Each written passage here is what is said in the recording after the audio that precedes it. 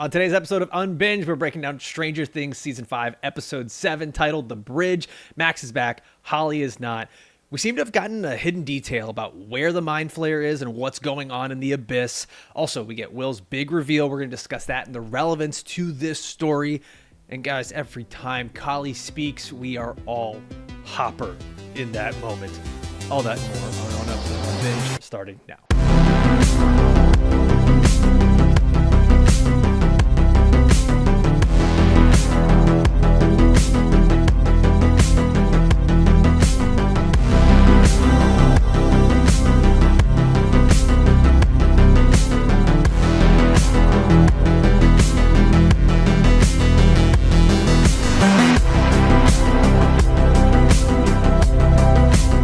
Welcome into Unbinged, the show where we break down the movies and TV shows you love to binge. I'm Alfredo Brown, joined as always, I got Jagger, Matt Kopfhamer. We're talking everything from Stranger Things Season 5, Volume 2, specifically Episode 7, titled The Bridge in this episode. But first, we're going to need the spoiler warning. This is your one and only spoiler warning for Stranger Things Season 5, Volume 2, up to Episode 7. Guys, we get, I think we got a big hidden detail revealed in this episode that I don't know if a lot of people caught, but it's starting to make its rounds on the internet, on social media.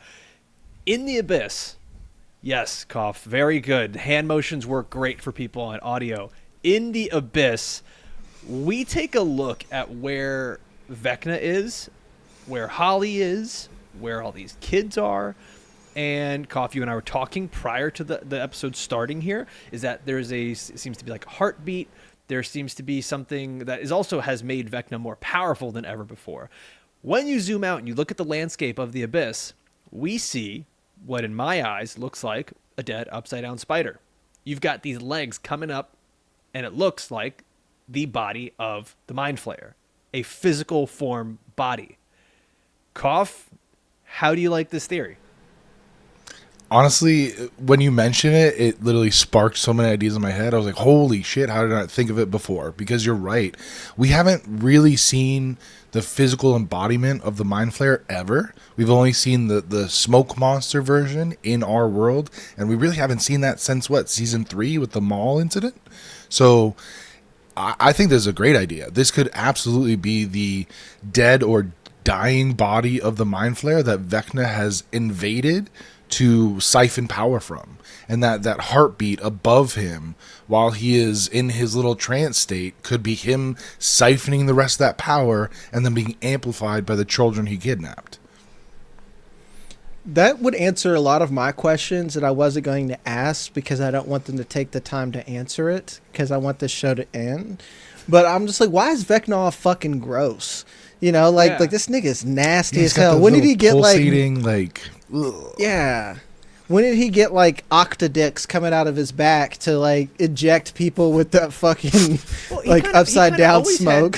He always had the little octodicks coming out of the back. That was in the previous season, no? Well, I know, but I meant But all 11 did was just send a person into the abyss. What happened to him to get all Groody? Yeah. I think originally we were trying to explain it away as he got burnt up and his body just looks different. But now it actually seems like he is taking on the form of these vines a lot more, that he is the Abyss, just like Jag is the science. He is the Abyss, he is the Mindflayer, he is the physical embodiment of all these things.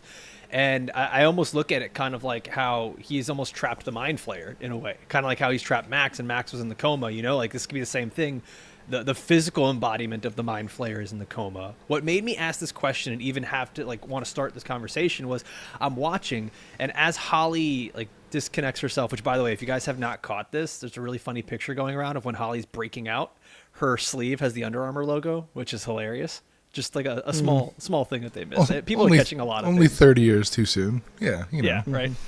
But as soon as Holly is out, the dark particles just leave her body. No problem. Her body didn't have to get heated up. There was no 11 removing it. There was nothing. The particles were just sweet, I'm out. It almost seemed like the particles themselves were escaping. That is the very last bit of the Mindflayer that has been anywhere. Was that something that caught your eye or made you start to even ask questions, Jag? I mean, yeah, 100%. And I guess like we talked about this in our group chat where I'm at is just like, let's just get this done. You know, let's wrap this shit up. So if anything that I'm taking, I'm hoping they explain it away really fast and just move forward. Because my big issue here and my problem with the whole Mindflayer thing is I didn't even need more explanation as to what the Upside Down was. Because I felt like you could have cut all that out and just said, hey, Vecna wants to merge the Upside Down with the right side up and make whatever the fuck, what kind of world it is. And all this other stuff feels like unnecessary. It feels like a spoiler on a rear wheel drive car. Like, you don't need a spoiler on that, you know. And I don't mean to get all car language on this. Like, you just kind of look like an asshole. And this is kind of what the Duffer Brothers are doing with me with all these other layers of plot. I guess because it does kind of go back and it changes. I think what it's meant to do is kind of increase the gravity of the situation. Like, no pun intended, is that like everything that they thought they knew, they don't actually know. That the Upside Down is quite literally just a waiting room or like a hallway from Purgatory. one room to the other. Yeah, exactly. Right. And I think that's something that maybe it's also meant to signify like what we thought we've known about Vecna or the Mindflayer or even a bunch of our characters. We also simply don't know. Like, we get that reveal here with Will, where even his closest friends and family didn't quite think they didn't know everything they thought they knew about Will. And maybe some things are like can be a little heavy-handed, but I do think that was sort of the crux of this episode is like, hey, by the way, you don't know everything you think you know, and sometimes these mysteries are hiding here in plain sight right in front of you. Which is a wild choice for the penultimate episode of the series. Like, my God, it didn't feel like a penultimate, if I'm being real. It doesn't, and that's why I'm a little worried going into the finale. It's like, man, they just kind of recontextualized everything for us in the last couple episodes, and now we have to go into the finale almost like kind of blind because we had so many theories going into it. Now that we have to rethink about. I want to go back to what you said about isn't Holly the finale a movie long though? Like it is 2.5 hours, right? Yeah, Right. that's why it's like our expectations can't be the same for this penultimate than the other ones just because we're not waiting on a 45-minute episode to wrap this shit up. I think the season 4 finale was around 2 hours. It was also two. It was. a long, Yeah. It was. What I get worried about and cough, like, just to sort of, piggyback from a pizza dough freezer here on you, is like, yes, it's 2.5. That's a reference back to season 4. Okay. Piggyback. Yeah. Oh, I get Thanks, it. Yeah. Thanks. Yeah. No, Thank- cool. It took me a little bit to get there. Me right in the nads here in the middle of that joke. Yes, they could potentially have enough time to explain everything away, but then the pacing becomes inconsistent because you have to imagine the final 30 minutes is them doing all the resolution of so and so died or aftercare. This is our new life, right? The first 30 minutes is probably going to be, okay, we're setting up the fight. Then you're going to get like an hour and a half of whatever's going on. And like, really, they're going to have to mix a lot of things in here for some very quick pacing, which I'm just going to leave it open. Like, I'm just going to say, let's give them a moment to try it. If they try and fail, then yeah, I will motherfuck the show up and down. But for now, I'm going to be more positive and I'm just going to wait for it to happen. That's where I'm at. Is like, and when I say I just want the show to end, I'm not saying I'm not having a good time. I just like I don't want it to give me a single other fucking question, not a single other thing. I don't even want it to ask me what my favorite pizza topping is. Like, you just need to provide me with answers, and you got 2.5 hours to do it, buddy. I'm here. I'm locked in. You have my full attention. That's where I'm at. Speaking of answers, if you're Holly and you're running through this desert wasteland of the abyss and you trip on a rock, you look I'm back. not looking back. And you look back, and one, you don't look back, right? That's rule number one in a horror film when you're getting chased. Yeah. You don't look back as Michael Myers / Vecna is walking towards you. And then two, you see this sort of stringy vagina in the ground. Is your first instinct to hop in? Nope. That was pretty ballsy, I will say, because like I thought the same thing. I'm like, what if this is like the floor is literally lava? That's what I thought, you know. I was like, this girl's got some balls. This hole looks like hell. Let's see what's on the other side. Mm-hmm. I mean, everything kind of looks like hell at this point. Yeah. Yeah, fair enough. And I guess you have you're choosing your evils. It's like, do I want to get mine assaulted, or do I want to just burn up really quickly? Yeah, like the option Yeah, was fair. either hop into the literal hellhole or have the gross tube back in your mouth. I'll take my chances in the hole. Right? His Now famous last I'm the words? tube. Become I'm the tube now. I'm just taking a play right out of Vegas playbook. By the way, once she goes through, she's just falling, which is incredible. Did you guys have? Did you guys have a second where when Nancy they all meet up again and they're like, "What happened to Holly?" And Nancy has that face. Like, I had a split second where I was like, "Oh God, Holly fucking splatted on the ground." I And would then have they been give us the really reveal that- annoyed at that. Yeah, It I was. would have been sorry, go. No. I was just saying, like, that moment kind of froze my heart for a second, and then they did the nope. She got caught and brought back, and I was like, okay, that's bad, but it's not as horrible as it could have been.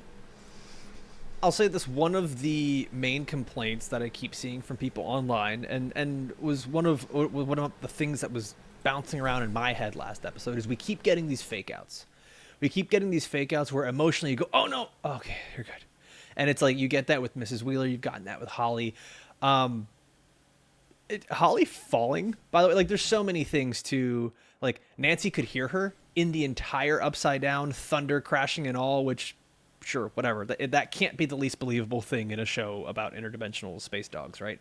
But then, like, her falling, was Nancy gonna like Hulk catch her and just like terminal velocity is 120 miles per hour, and I'm gonna guess that Holly's roughly 55 pounds. I'm just not buying it. Let's put it. was that it way. was Jagger it like a is the Hulk catching physics. Iron Man as he's falling through? Like, was that what Nancy was gonna do? Like, I don't know. If anything, Vecna saved her. Vecna saved her life 100%. Oh yeah. Yeah, and I actually didn't catch that. I had to watch it again. I always have to watch things multiple times. Like, I had gotten up, and I have a sauna in my house. I was like watching through the sauna, and like I had missed what happened to Holly. I'm That's like, the oh, adult why version the of being an iPad kid, like a second screen. It is. Exactly. Like, I got to sweat out all my toxins and shit. And then I was just like, oh shit, how's Holly back in the bed now? How'd they snatch her up? And then because like literally your thought now is like, I was moving into the sauna while this episode was on. And I was like, ain't no way they're going to catch this little girl. They're going to fucking wheelbarrow so she'll like catch her guts or something like Dude, that. Like, she's street pizza I didn't at buy that it. point. Exactly. I didn't buy it, and then all of a sudden she was back in the bed, and my thought was like, oh, fuck, it was a dream the whole time. Vecna's fucking with her. So actually, that he's like saving her life. Okay, I saw the worst, let's call it like Lost show finale type meme going out there, was that someone posted like an AI image of a meme that the finale is just going to be this, and you see it's 11, Mike, Dustin, Will, all of them, and they are just patients at a mental institution where Hopper, Playing Joyce, D&D. Mama Wheeler, Dr. Brenner, they are all doctors there. And it's just been a crazy dream the whole time. Oh That would boy. piss me off so much. I swear to God, if Netflix Right. ruined my holidays for that shit, I'm not saying I'm Riots. gonna go January 6th because the FBI could be watching, but I'm Like just and saying the subscribe, FBI. potential Thanks for a for January subscribing. 6th is there. Thanks for watching, FBI. We see you, Cash. The show, I think, has done a decent job. It gets inconsistent where I think it's done a decent job of explaining a lot of things and why they happen. Sometimes the exposition's a little too heavy-handed, especially with specific characters, where they're like, I don't know what to do with this character, so your sole purpose is to be an exposition dump. But, for example, Holly tripping, falling, going into the little hole in the ground, we get that explanation later, that Vecna has been creating these rifts. Like, not only did he start creating these rifts in Hawkins, but then he started doing that in the Abyss, because essentially making these cracks is the only way to get these two to merge, right? It's sort of like it's sort of A like perforated heating it up edge, to melt kind of. down, right? Yeah, exactly. So like So- I'll so say the way like, he was that's able- been a good go. So he was able to use four kids from in season 4 to open the rift in Hawkins, the big ass thing that then they steel plated over the military. So do you think maybe it's something with the Abyss that he needs more power? So he has the 12 kids instead of 4, right? To open up rifts from that side. Is that where they're going with this? Do you think? I think we can either choose to believe the numbers are just arbitrary, or unless they explain it, because like to me I'm going, how many legs are on the Mindflayer spider? Was it 12 legs? Because then 12 kids makes sense, but then my mind starts to go down the rabbit hole of, is he going to make a physical form with the kids? And then it's like, well, no, that wouldn't make sense. So I don't know that we're going to have to wait for the answer on that. Like, I don't know what the relevance is of the number of kids, but I will say, like, and I want to talk more about it because Will does a good breadcrumbing here for us, where he says, if I could do all of that, maybe breadcrumbing a little heavy-handed, but he does kind of say, like, what's going to happen in the finale? If I could do all that, meaning creating the tunnels whilst, being under the control of the Mindflayer, what could 12 of me do? Right. And I think that's supposed to be the thing that's leading us to the finale, is that 12 of those kids could just recreate an entire world the way Vecna wants it, Henry wants it, and that's it. Like, he runs that world. Do we even know what Vecna's motivations are? I have to not ask that question. Look, he's like, I want to make this world worse. Like, why? Well, fuck you. That's why. That's what I feel like it is. Okay, I want to dive into that. Before we do that, guys, if you're enjoying what we're talking about right here, we're not only doing this episode where we're breaking down each episode of Stranger Things, but we're also going to be giving you guys our biggest finale questions and theories that we have before the Stranger Things series finale on New Year's Eve. Okay, we're going to be dropping that on Monday. On top of that, here at Unbinged, we are following so many other shows. We finished Pluribus, It Welcome to Derry. We're doing Fallout every Wednesday. We've got The Pit starting on Thursday, January 8th. A Night of the Seven Kingdoms as well on HBO Max. So there's so many reasons for you to enjoy Unbinged and subscribe to us. And the big thing we need from you guys, if you've enjoyed even just a minute of this show this past year, leave a review. Leave a 5-star review over on Apple or Spotify. I've been seeing those reviews. They are going up. It has been great to see the numbers increasing over and over. That is you guys being a big help to us. It's amazing. We are an independent podcast. We've got no corporate backing, no corporate agenda, whatever you want to call it, right? So, like, your help means so much to us. Now, Jag, back to the conversation we were having here. You bring up Vecna's motivations, right? I'm still open to this concept of, did Vecna kill the Mindflayer? Has the Mindflayer taken over Henry? Like, was this something that happened from a young age? We never got to see what happened in the cave where that case gets opened. What's inside that little metal briefcase?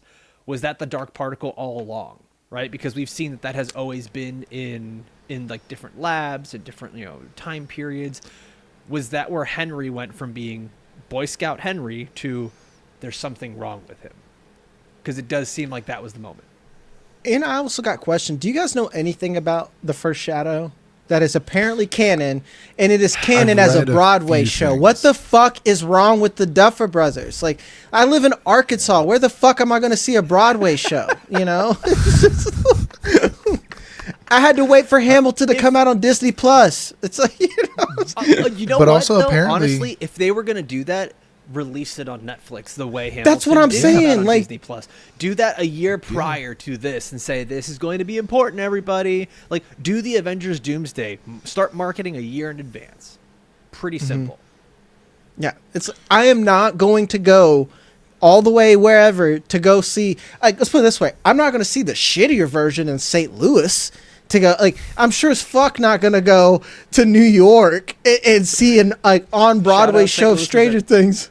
Yeah, it's like, I don't know, man. That's just, I'm sorry, that's my old man rant a little bit. It pissed me off. But back to the point here, like, if anyone knows in the comments, please let me know. We genuinely do read every comment. Does the First Shadow explain his motivations? Did Joyce spurn him? Did Hopper call him a little bitch and push him in a locker? I don't get his personal beef with the entire world. I have a couple of details I've read online from that. So apparently Hopper, they going Joyce. To be spoilers? I don't think so. But basically, okay, Bob. Do your best to give context without spoilers. just giving that. So Little Fuck that. preamble. Spoil it. We're already too far. yeah, we Like, already gave the this, like, warning. Yeah. Fine. Yeah. No, Um, like for me, fuck you.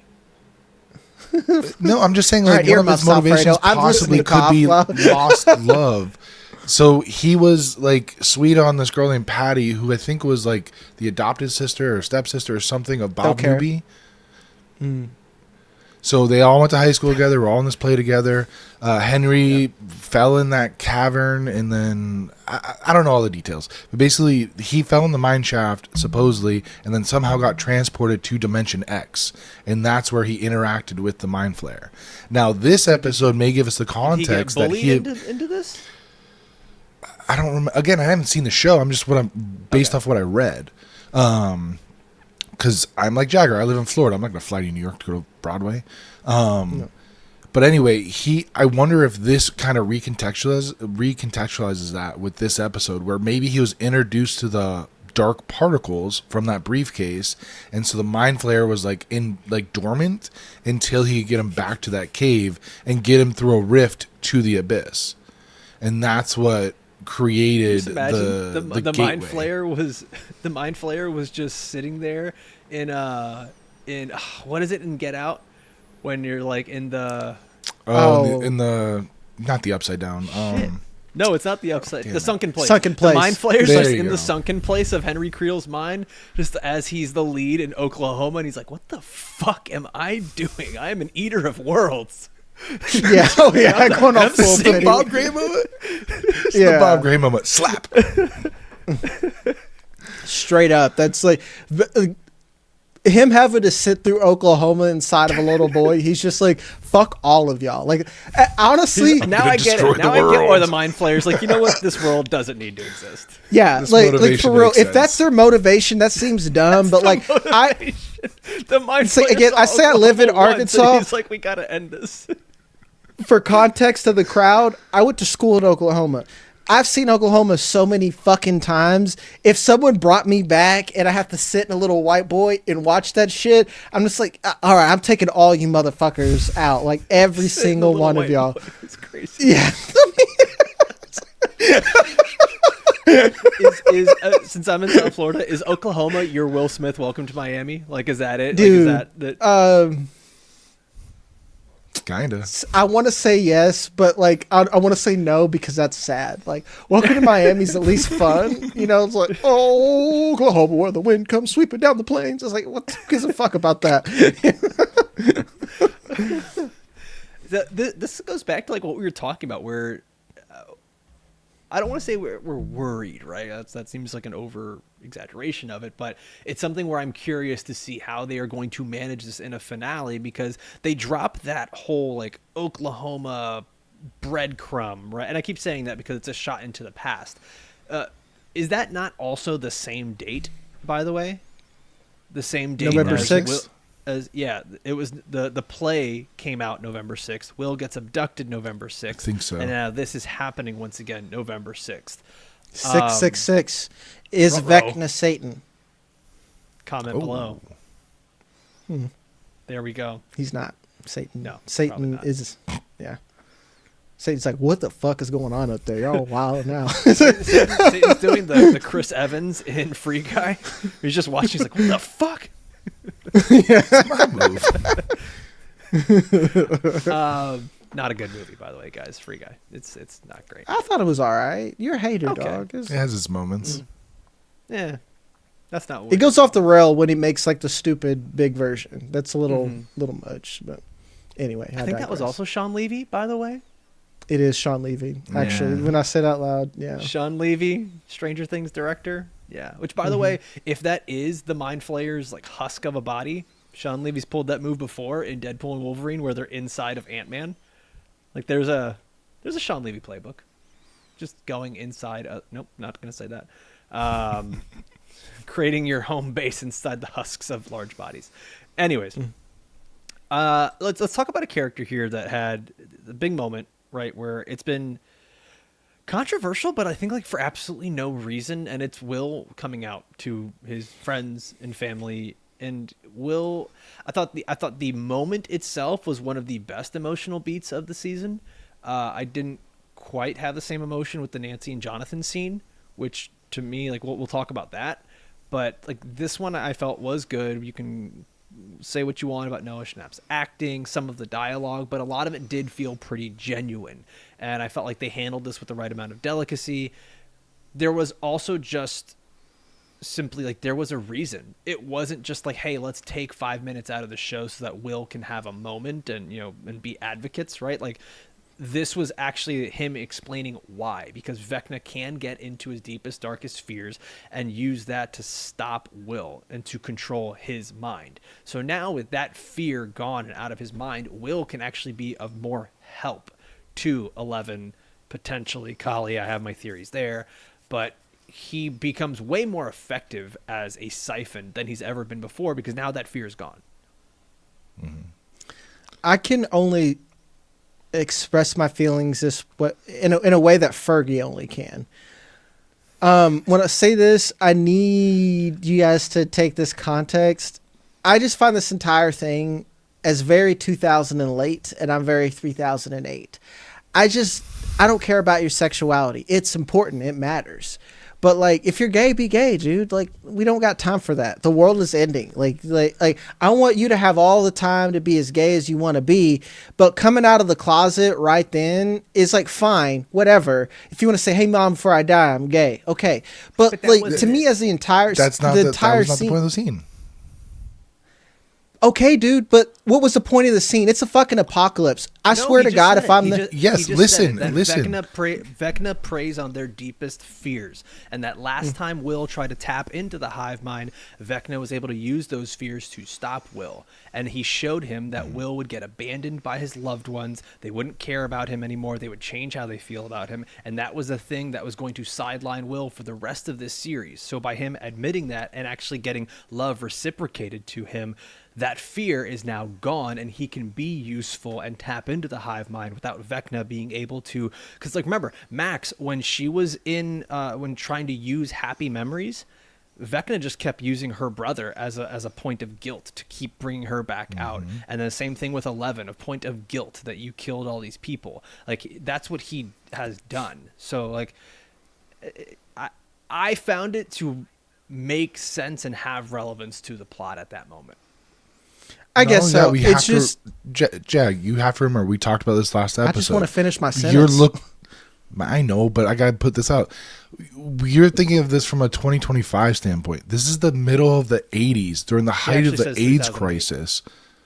Well, fine, but like this is the middle of the AIDS crisis when being gay was literally you had to be fearful of coming out because you didn't quite know how people would react to that revelation. So. I get that, Kopf. My point. I'm done with this point. I'll just move on. No. Like you're not saying that it's an anti-gay thing, right? Like you're not complaining about him coming out. Or you're complaining about like you didn't like the timing of it. Yeah, it's like I'm not the only one who says that. Like it's way too fucking slow, man. It's like a 12-minute slowdown in a 1-hour episode. Like I get the plot point. Do it better. You know, like okay, it's so that was like more literally thing, quite everyone is complaining that we are slowing down the show for emotions, and we got literally an entire world like colliding. You know, that's. So I think my thing is like I would have then preferred like yes, I think they could have done it quicker. I think you could have maybe cut down the list of things that they like. You know, like he was just listing every single 80s fucking snack and toy and all these things. Like it could have been potentially a little bit quicker. To be on the empathetic side of this is a struggle for a lot of people in coming out, is that even when they come out, it's not done the right way. And I do think that like this show and the opinions of this have even highlighted that, where it's like a bunch of people have been like, Will should just be like, I'm gay. He didn't even say he was gay. He just said he didn't like girls. And so like, I think those little subtle nuances have highlighted like how tough it is for some people. I do agree the scene could have been faster. I do agree that the scene kind of slowed things down. But I also agree that the Nancy Johnathan scene was way too fucking long. Yes. It was just like 12 minutes of them saying, actually, I kind of fucking hate you. Like, to me, that's the scene that deserves so much more, like, hate. Is like, why did the giant cum room stop being all cummy. Like, it just, like, everything hardened and they were safe and nothing happened. Which also, like, by the way, I don't like you. I've never liked you. And Johnathan talking, that's the scene I actually have so many complaints about, because I've heard a lot of people say, like, oh, it was so moving, it was so this, it was so that. Johnathan mentions Nancy drinking. Did I miss something? She hasn't been drinking since, like, season 2 or season 2, and that was one time at a party. Like, there's so many things there where I'm just like, this scene didn't hit for me at all. I'm going to say this. Two things can be true, man. It's all sure. Like, you know, the only one that was paced correctly was like Dustin and Steve. Like, I felt like their little 5-minute thing that actually helped move some plot was fine. That's my point. It's not about Noah Schnapp being gay or anything. It's just, I'm tired of the plot slowing down for people to figure out their shit. We've waited 4 fucking years, and now we've wasted an entire holiday, and I think that my opinion is valid. No, we're not saying your opinion's not we didn't valid, say it wasn't. Like, this was my main complaint with episode 6, was that nothing happened in episode 6. It was just all emotional beat. And I think that's been my biggest complaint with season 5 as a whole, is that everything here has been, let's add more characters and let's continue with character development and emotional beats on characters that you've been around with for 4, now almost 5 seasons. We don't actually need that. We love these characters already. We came into this show loving them. We didn't need further reason to get emotional about them. We fell in love with Eddie after 1 season and maybe like 3 full episodes of him. Like, what we actually want is just some plot. Like, give us the story so we're not as annoyed as we are right now. Yeah, that's a fair take. The pacing this season has been a little erratic. So, okay. I think everyone agrees on this next piece. Bringing back Kali right now has had no payoff. It has been quite annoying. I do have a theory as to what the payoff is, and I will save that theory for our biggest questions in theory episode that we're going to do. But right now, Kali's only reason for being even present in this is simply exposition, and 11, you should probably kill yourself. That's it. It is incredibly annoying, and I am Hopper every time she speaks. Agreed. Has this hit? Okay, I was gonna ask. Has this hit the same for you guys? Because like I can't be the only one. It doesn't seem like I'm the only one. But I wonder if that's do you think it's intentional? Do you think the Duffer Brothers have been like, man, people love to hate this actress or this character. Let's bring her back so they can hate her some more and give her a reason to? Or is she just sort of the fly in the ointment and they don't recognize it? I don't know. I mean, if they have some sort of payoff with her, maybe it was intentional. But at this point, it just seems like I honestly don't see the point of her character other than to be like the devil on Ella's shoulder to be like, you know, the only way to stop things is to die. And it's like, do we need that? I don't think so. But if we can get a payoff in the finale, and that's once again, like we get back to this where it's like the finale is going to have a lot of payoffs and a lot of things that are going to make sense for a lot of these characters. It's almost like they wasted a lot of time on emotional beats, and now we're concerned if there's enough room for plot. They did, but like this was what I was complaining about in episode 6. This is what I was complaining about earlier in the season. Like it may at that time I thought maybe I'm getting too ahead of myself, but the season hasn't been great as a whole. There's plenty of complaints to have. They do have an opportunity to fix it here with the finale. Let's talk a little bit about like some of these other plot points and storylines, because I got to be honest, the military shit is not working for me. Once again, it's their like environmental damage. Their environmental damage. Like, I don't honestly don't even know main guy's name. And he's not even the main guy. The dude who keeps getting bullied by Sarah Connor. Oh, no, I don't even know his fucking name. Yeah. Fucked up face dude, yeah. Yeah. We're all making the same Taser point. face. I don't give a shit. I don't give a shit about his problems. I don't give a shit that he's having a hard day at work. I don't give a shit. That's, like that's just don't join the military to go kidnap kids. I don't know. Maybe go do a different part of the military. I don't know, man. The military is not working for me. But Kopf, go. Sorry, you want to say something about it? No, I was excited when I saw the casting of Linda Hamilton. I was like, okay, cool. We might get some juice out of this. And I've been very disappointed by the writing for her character and kind of her performance. She seems very one note. She seems very flat. Even when she had that little moment where she grabbed his face, I was like, all right, there's a little spark there, but that's it. And then it was over. And it's just like, I get it. We need to have like the military take over the town and have that obstacle so that way it's not too easy for our heroes to get into the rift. Just make but them all faceless military annoyances, right? Like, don't make them plot points that we have to follow. That's why I was saying environmental damage. Yeah. NPCs, you know. Yes. Yeah. Like, dude, like make them all fucked up face guy where we don't even know his name. I'm cool with that. Yeah, that could work. It also is weird that she looks so much similar to Dr. Brenner. It's like, why would they make her character design so similar? Yeah, like why is she so similar looking? Like make her look at least that's distinct. just Linda Hamilton, dog. She had that same haircut in Terminator, whatever the fuck it was. I don't remember. Genesis or whatever. Yeah. No, that was the Amelia Clark one. Whatever. Whatever. That does not matter right now. The military stuff, Linda Hamilton, all that's not really working for me. What was working for me, and just a fantastic little trio to have for the brief moment they were together, Erica, Murray, and Mr. Clark. God, sometimes, man, the Duffer Brothers strike gold with some of these trios and like what they can do. Like, to me, that is the perfect example of how they can use a little bit of fan service with some comedy, with some emotion, and like actually make it relevant to the plot. And the pacing of it was good. It was quick. Like, everything kind of hit correctly, like how it has in previous seasons. And it's moments like that made me say this was my favorite episode of Volume 2, despite all my complaints. Was it seemed like it started to recapture some of that magic that we've seen in previous seasons. And that's when they're at their best, is when they tighten the story and focus in on 2 to 3 characters at a time instead of these big ensembles where it kind of gets, the plot gets lost in the sauce because there's so many characters on screen at the same time. So when you really focus in, that's when we get the best of Stranger Things.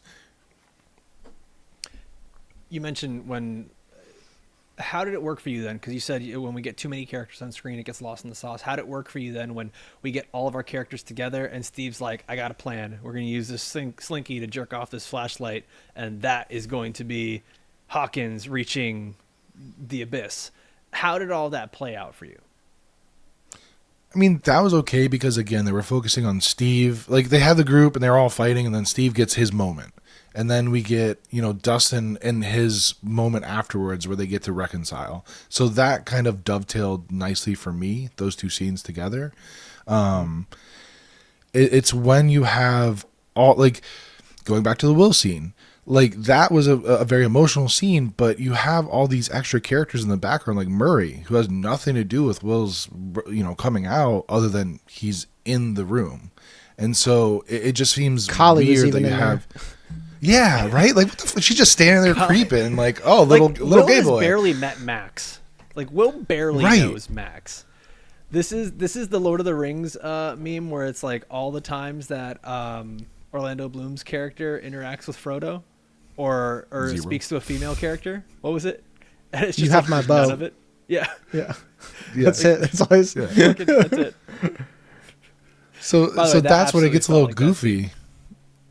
Oh yeah. So that's when it gets a little goofy. It's like you could have tightened that scene, not only timing wise, Jagger, to your point, but also character wise, where it's him coming out to his mom and his best friends. Everybody else is out prepping the van or prepping the assault vehicle. And that way I think it would have hit a little bit better. Otherwise, you just have these characters in the background just standing there awkwardly while everyone else has an emotional breakthrough. Yeah, I think if we're going to, ask how that scene could have been done better, I think maybe you do it with like your original gang, right? Like the original kids that are there. I get like the whole thing is he needs to come out to everyone, right? Maybe the scene hits harder and it works better if it's just him and his D&D gang, right? And his mom. But like when you start to look around, it's like, oh, Mr. Clark's here and Kali and like it just Vicky. Like, okay, I get where people are like, the scene loses its juice. Mm-hmm. Vicky, just I at gotta- least understand because she's Yeah. gay too. You know, you just get some support. Like that makes some sense. But like Of course I know. Callie He's doesn't me. even belong to be in this season, let alone that room. You know, it's just It's the Family Guy meme where it's like they're all hands in. It's like no, not you, Seamus. It's like, Seamus. I wanna go wait outside. So last thing that I want to go through here is Holly and the kids towards the end here, because it's something that has been talked about from Henry / Vecna that kids are the easiest to mold and trick and whatever, and we fully get that here, where the kids go full on cult and they Lord of the turn on Flies, Holly. man. Yeah, man, it's wild. You even get the one little angry boy who absolutely needed therapy prior to this event, who just calls Holly a bitch and wasted no time pushing her to the ground. That kid's got a really rough home life, I'm going to assume. This scene, Jag, how did this one hit for you? Because like that was one of the first things you came talking about when we got into the studio here to talk. I said it felt like adolescence. I was like, wow, you guys are really validating the message of that show. I was like, are boys really that quick to get violent with girls? Like and actually you said that, like it has to be home life. Cause I'm like, man, like I can't even like jokingly call like a girl a bitch, like I feel bad when I say a character who's actually being a bitch, like Dr. K is kind of being a bitch right now. That feels bad saying that. And then homie was ready to push down a little girl. It's like Down some stairs. He had. You want to talk that as, about like, the 80s? first It's very option in the- 80s. Oh yeah, he had that as Yeah, like the first option in the dialogue box as like a video game character. Like he just pressed. That was A, the only first option. thing. That was the Yeah. only option for him. He didn't have multiple. He had that chambered Reason, and ready to go. call her a bitch. Smash that. It's like- literally chose most- violence. It was The most brutal part to me was when her best friend grabs the necklace, twists, and tries to choke her out with it. I was like, "Holy shit! That's a pro move from like a trained killer, not just like a little girl in a little girl. I would expect like a hair pull or like like a slap or a scratch, but like grabbing the necklace and going for the choke You don't know out, this that little shit girl's was life. crazy to me.